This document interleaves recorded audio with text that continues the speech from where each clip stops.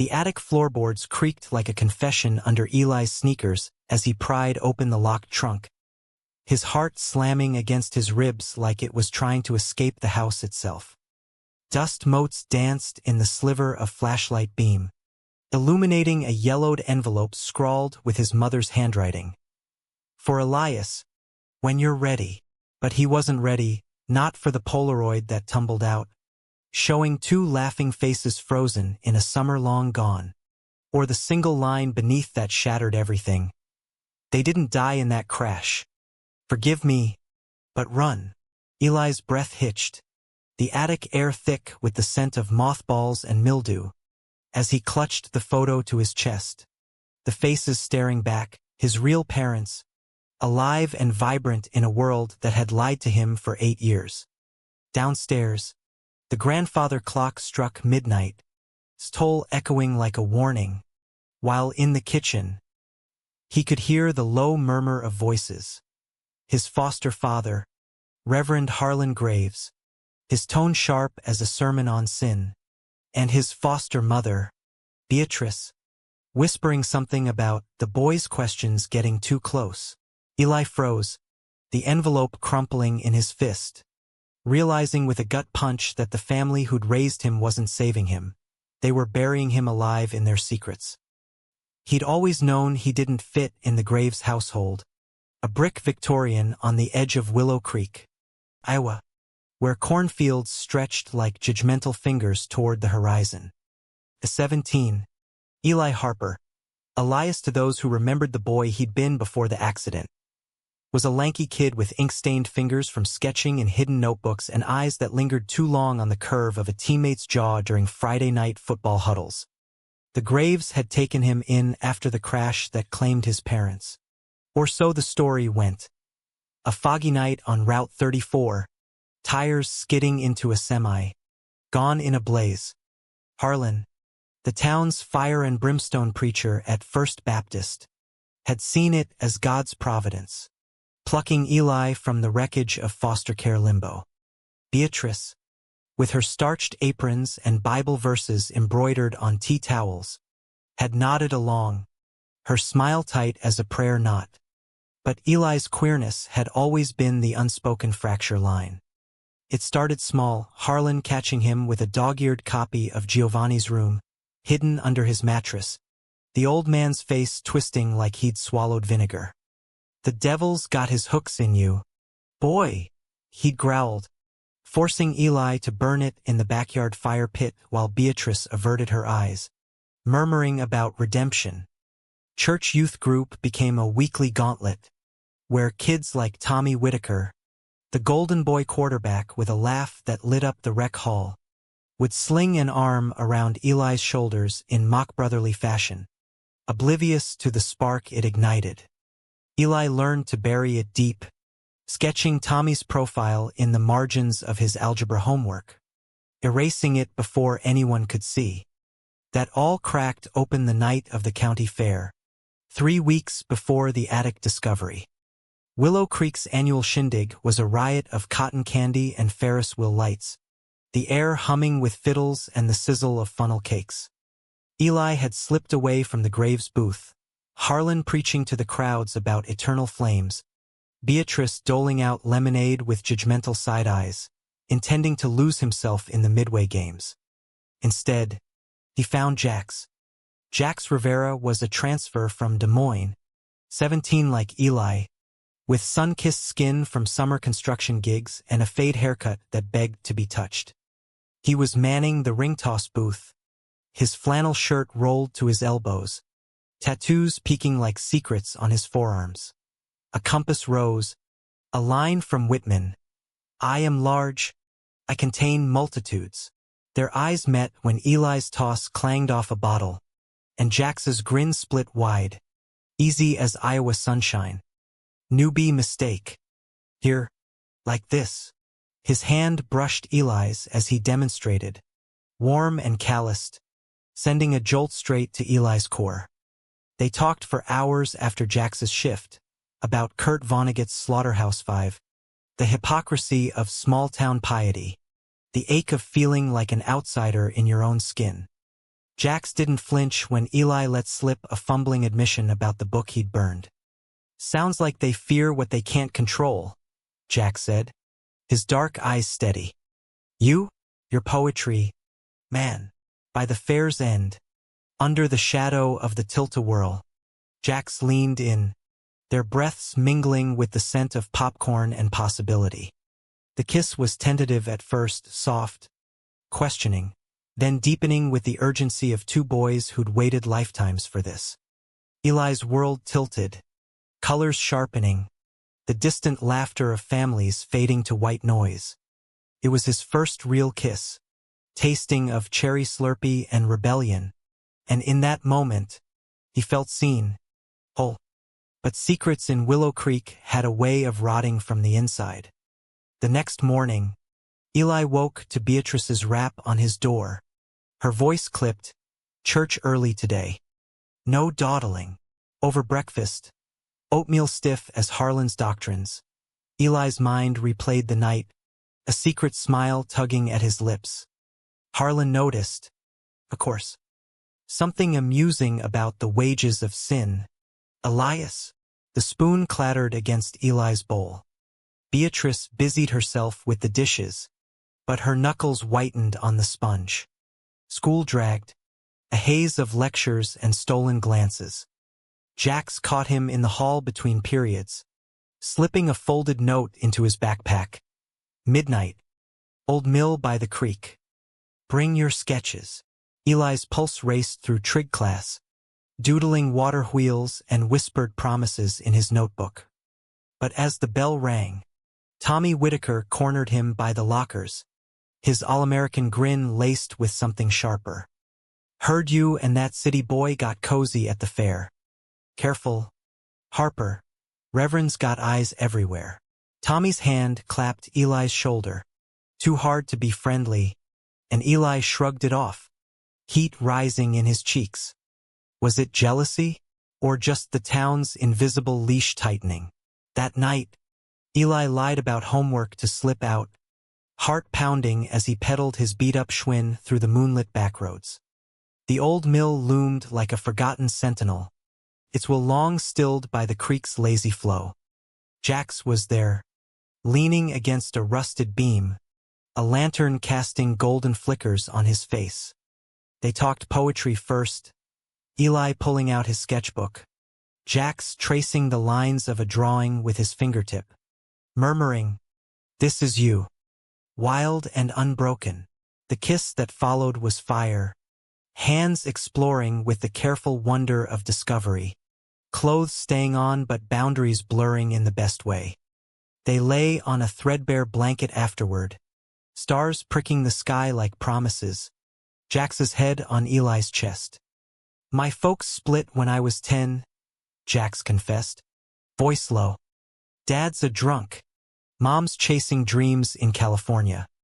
You're the first real thing I've found here." Eli shared fragments too, the crash story, the way Harlan's sermons felt like accusations aimed at him. "I feel like I'm waiting for the other shoe to drop," he admitted. Jax squeezed his hand. "Then we'll catch it together." But the shoe dropped harder than Eli imagined. 2 days later, during youth group potluck, Beatrice pulled him aside into the church basement, her face pale as communion wafers. "Elias, we've noticed changes. The Reverend and I, we love you like our own, but the Bible is clear on abominations." Eli's stomach plummeted. "How? A neighbor's gossip? Tommy's loose lips?" He stammered denials, but Beatrice pressed a small, leather-bound journal into his hands. His own, snatched from under his bed, sketches of Jax interspersed with questions about his parents. "Burn this, and stay away from that boy. For your soul." Eli fled to the bathroom, locking himself in a stall, tears hot and furious. The journal was his sanctuary, now weaponized. That night, he confronted Harlan in the study, the air thick with pipe smoke and hypocrisy. "You can't control me forever," Eli spat. Harlan's eyes narrowed, cold as January frost. "Control? Boy, we're saving you from yourself. And from the sins your bloodline dragged you into. The words hung, laced with something darker than usual, but Eli stormed out before they could sink in. The attic trunk called to him then, a siren in the sleepless hours. He'd glimpsed it months ago while helping Beatrice store Christmas ornaments, the lock rusted but intact. Now, with the house silent, he jimmied it open with a butter knife, the envelope his undoing. The Polaroid showed his parents, Daniel and Clara Harper, on a porch swing in what looked like a Chicago suburb, arms around a toddler Eli, all gap-toothed grins. The note continued on the back. We had to fake it, love. Harlan's debts, your father's brother, would have destroyed us. He arranged the crash to collect insurance. But we ran. Beatrice knows. Hide this. Find us if you can. We're in Seattle now, under new names. Love always. Mom and Dad. Eli's world imploded. Harlan, his uncle, the crash a fraud, and Beatrice complicit? Betrayal clawed up his throat, raw and choking. He pocketed the photo and note, slipping downstairs to the kitchen phone. No landline to Seattle, too risky, but Jax's number was scrawled on a scrap from school. Meet me, Eli whispered when Jax answered, voice breaking. Now. Everything's a lie. They met at the mill again. Eli spilling it all in frantic bursts, the lantern swinging like a pendulum of doom. Jax listened, fury etching his features. That bastard. We go to the cops now. But Eli shook his head, fear coiling tight. They'll deny it. And Harlan. He'll twist it. Make me the villain. The gay kid stirring trouble. Jax pulled him close. Fierce. You're not alone. We'll figure it out. Together.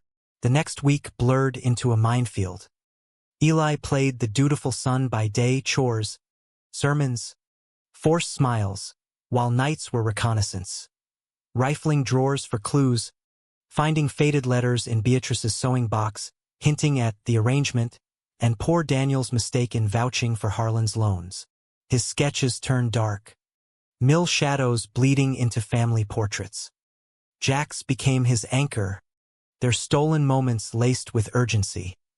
Kisses that tasted of goodbye, hands clasped like lifelines. But cracks widened. Tommy cornered Jax after practice, words slurring with beer from his daddy's truck. Stay away from Eli. Spick. He's church property. Jax shoved him off. But the bruise on his cheek the next day spoke volumes. Eli's rage boiled over at youth group, snapping at a prayer circle on resisting temptation. Harlan's gaze pinned him like a butterfly. Careful, Elias. Pride goeth before a fall.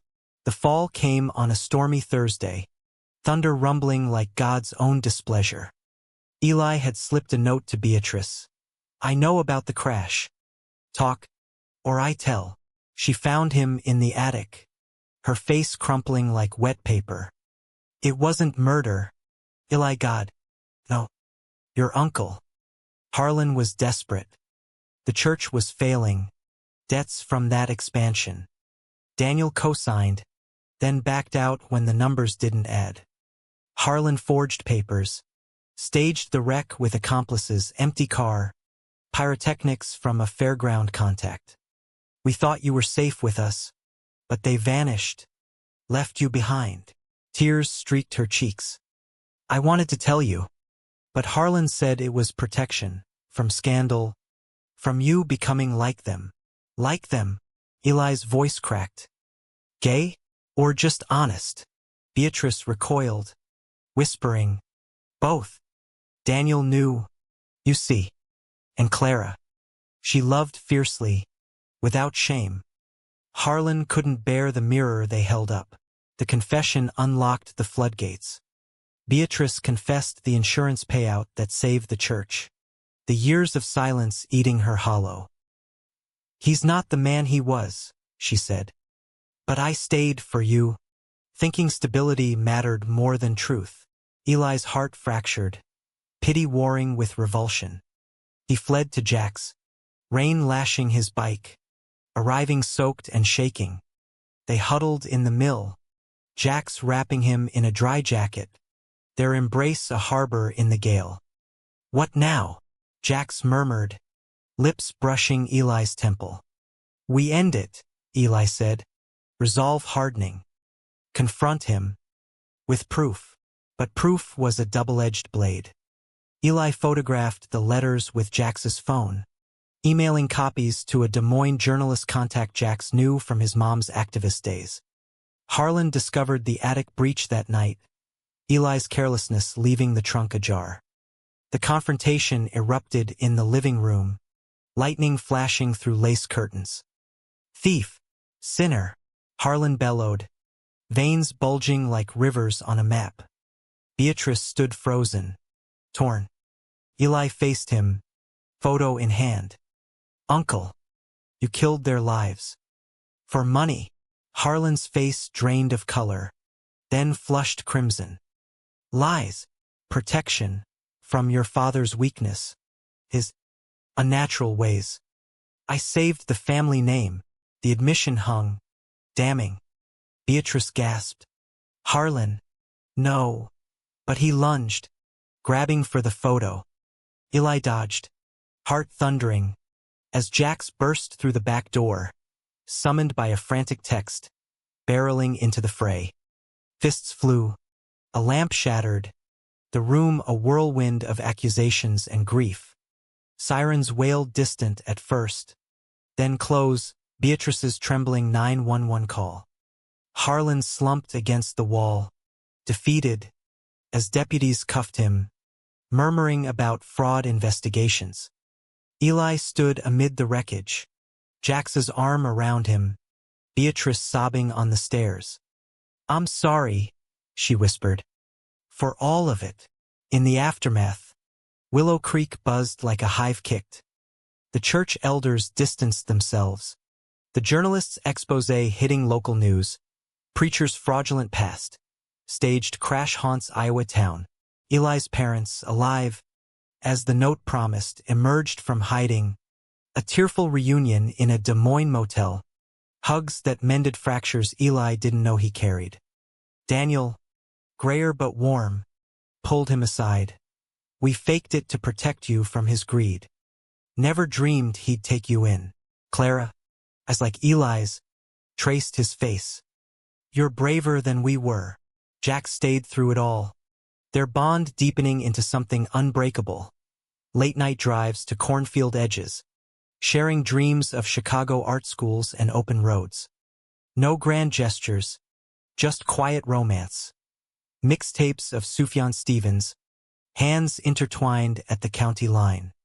Beatrice, adrift without Harlan's shadow, sought redemption in small ways, attending PFLAG meetings in secret, leaving care packages on Eli's porch after he moved in with his parents.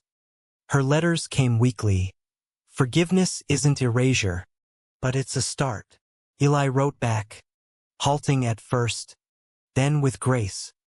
Human frailty, he'd learned, wove us all together, sinners and saints, betrayers and beloved.